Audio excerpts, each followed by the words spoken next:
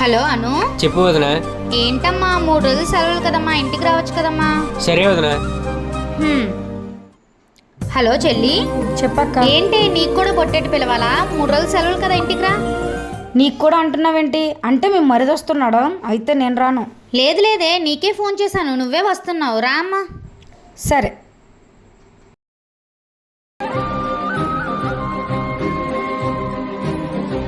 వదినమ్మా.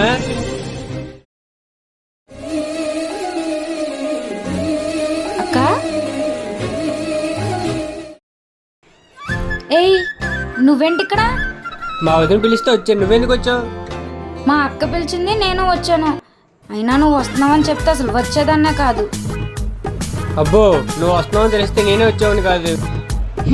రాగానే గొడవ మొదలెట్టేశారు.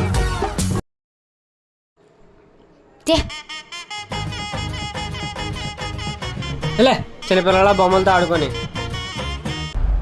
బొమ్మ ఇస్తావివ్వా? నేనేమనిపా బొమ్మ ఇవ్వు. ఇలా ఇంకా మీ గొడవ మధ్యాహ్నానికి ఏం వండాలో చెప్తారా? బిర్యానీ చెయ్యొద్దునా? నాకు పులిహోర చేయక్క. బిర్యానీ అన్నాను కదా. నాకు పులిహోర ఇష్టం, నాకు పులిహోరే కావాలి.